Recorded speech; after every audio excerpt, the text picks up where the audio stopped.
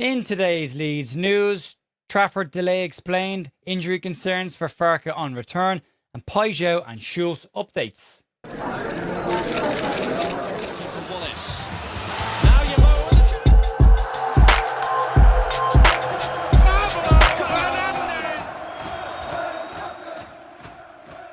Tuesday the 4th of August, you're here at the Leeds View with your daily Leeds United news. We do these from Monday to Friday every single week, including when the transfer window closes. We also do a transfer wrap-up at the weekend and two podcasts a week, as well as being available on YouTube and all of your audio platforms, including Spotify and Apple Podcasts. Best way to support the channel is like, hype and subscribe, and give us a follow on the audios. Folks, it's a quiet day. It's a very quiet day. It's been a very quiet start to the week, which does give me some hope that something could pop up in the next day or so for Leeds United. We know that we do need to get a move on with certain positions. Daniel Farke will need time to bed his players in. And there is some updates on some of this right now, and possibly some blurry lines to try and read between. And we'll get to them this morning. We'll start off with the James Trafford situation. Everyone's asking about that and where we sit on it. And there is a slight bit of an update today coming from Leeds Live. So lots of people are wondering, after 5 days ago, we got the deal agreed between Leeds and Manchester City for James Trafford. Why have we not seen him in a Leeds United shirt? And what is the reason for the delay? Holidays have been one theory that's been put out there. I know we put that out there as well. Some people were asking about Leo Messi. How come he can come back before his mandated holiday? Somebody else said that that was because he had an extended break before the World Cup as well. So there's lots of different theories floating around right now. But James Trafford might be getting ready turn up in a Leeds United shirt. He's been liking Leeds United's social posts over the last couple of days around pre-season. That might be some indication that he's keeping a closer eye on what Leeds are doing and getting ready to become a Leeds United player. And Patrick Austin Hardy, who is the senior sports journalist at Leeds Live, has a bit of an update on the situation and what is going on in Leeds. Might just be stuck in a little bit of a queue.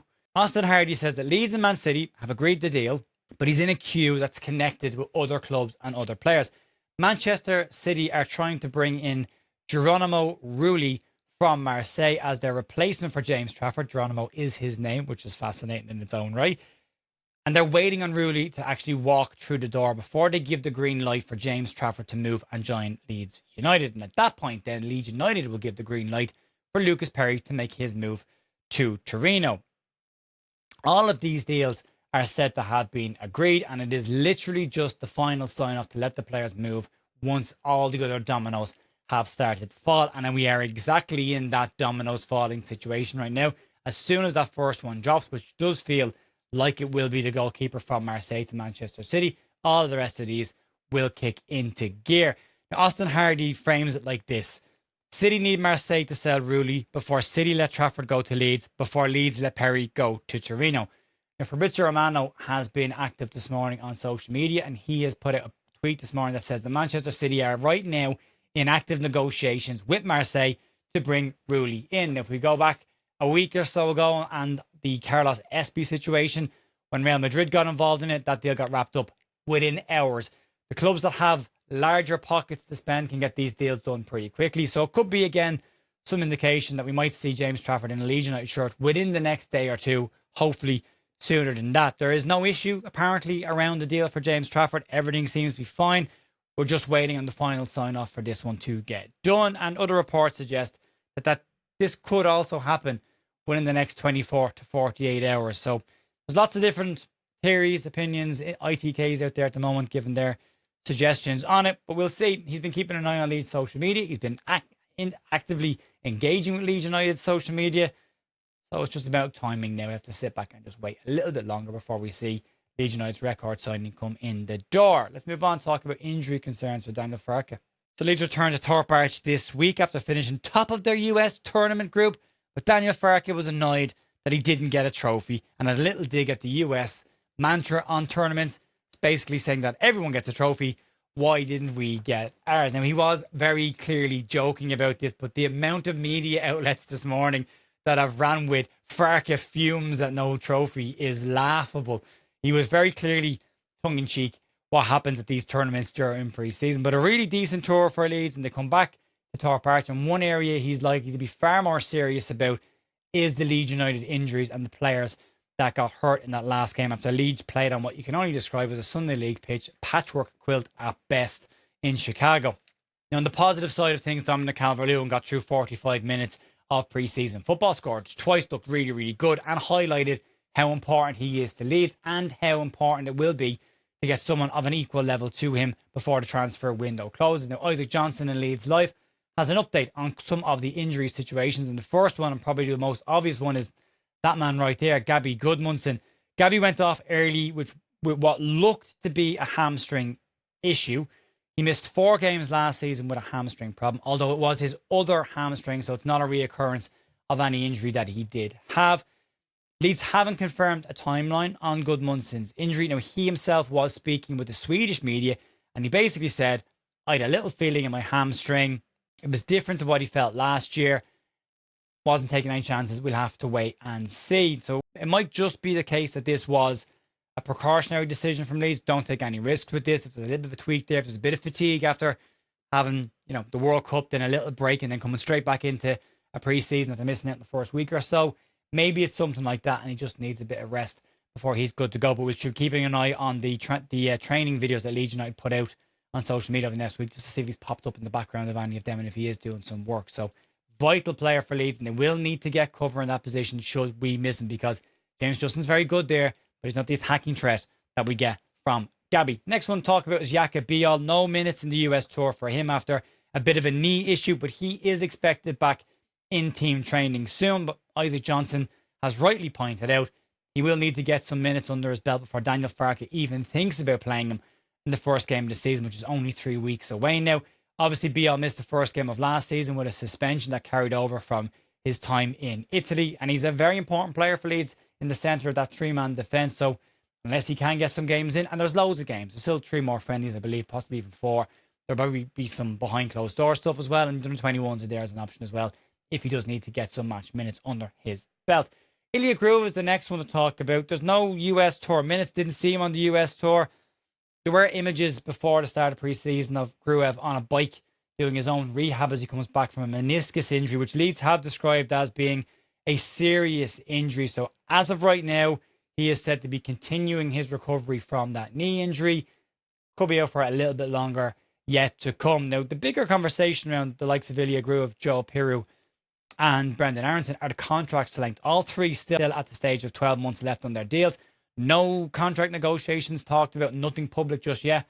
That can obviously change very quickly over the next couple of days.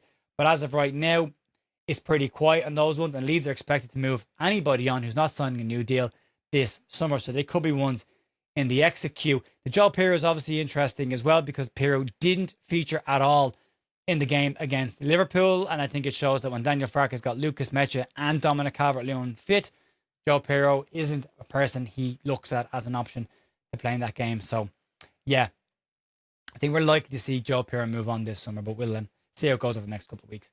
Let's move on and talk about the Igor Paixao and Pavel Šulc situation. So we're combining these 2 updates together. Leeds are obviously trying to bring in somebody who can play in that number 10 role, or a player who can play in multiple positions across the 3 behind the 1, or the 2 behind the 1, whichever system Daniel Farke decides to go with this summer. But the 2 that have been looked at as the backup options for Julian Brandt, who went to Ajax, are Pavel Šulc and Igor Paixao. Now, the situation on both players has changed over the last 24 hours. We've got some updates on them. We'll start off with Igor Paixao first, and like you just get this one out of the way. Reports 2 days ago said that Marseille wouldn't consider a sale of Igor Paixao unless it was over £40 million, which seemed unlikely that Leeds United would even bother getting involved in that situation. Now, L'Equipe in France have put out a new report this morning which shows that that situation may have changed pretty dramatically and pretty quickly as well. They suggest that they're looking for 30 to 35 million euro. That's about 25 to 30 million pounds, which is the same price they paid for him last summer, or slightly cheaper than that. Again, Leeds might get a discount should they decide to do it, which is a significant climb down from Marseille. And maybe that gives us some indication on the second part of this story, which is other clubs getting involved in it, and maybe gives an idea that they're trying to drum up a little bit of interest to get that figure up a little bit. The biggest development in France on Igor Paixao has been other club interest. Aston Villa, according to L'Equipe, have also gotten involved in this, and they've made initial inquiries with Marseille about a move for Igor Paixao, but no official bid or formal bid has gone in from Aston Villa at this moment in time. Obviously, Villa can offer him Champions League football, which Leeds United can't. But what's interesting is Leeds stance. He's the third option Leeds had on the shortlist. Again, if reports are to be believed. From Villa's side on this, they just signed Garnacho, who plays in the exact same position as Igor Paixao, and that means you could possibly throw a little bit of cold water on this situation, and maybe this is the club trying to drum up more interest in Paixao and try and get him away from the club for a higher valuation than Leeds are willing to pay right now. And it could just mean that maybe Villa aren't involved in this at all, and Leeds are the only club and they want more money for him and they have to sell because of their financial situation. So it's one to keep an eye on, but again, I don't think it is the number one target for Leeds. And that's the one we're going to talk about now.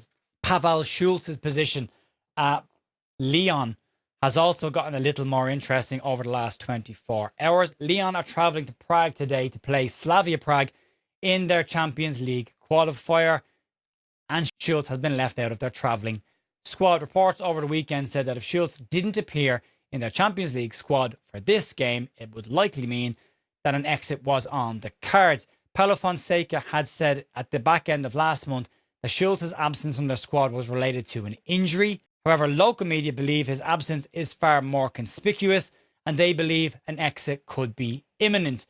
Foot01 ran a story and they straight out said that the injury to Pavel Šulc was designed to hide his imminent exit from Lyon. You add to that how Leeds United have been conducting their business over the course of this summer and last year. Leeds like it to be quiet, no leaks, nothing getting out. Maybe that is part of this. Now, the interesting one is Le Progress.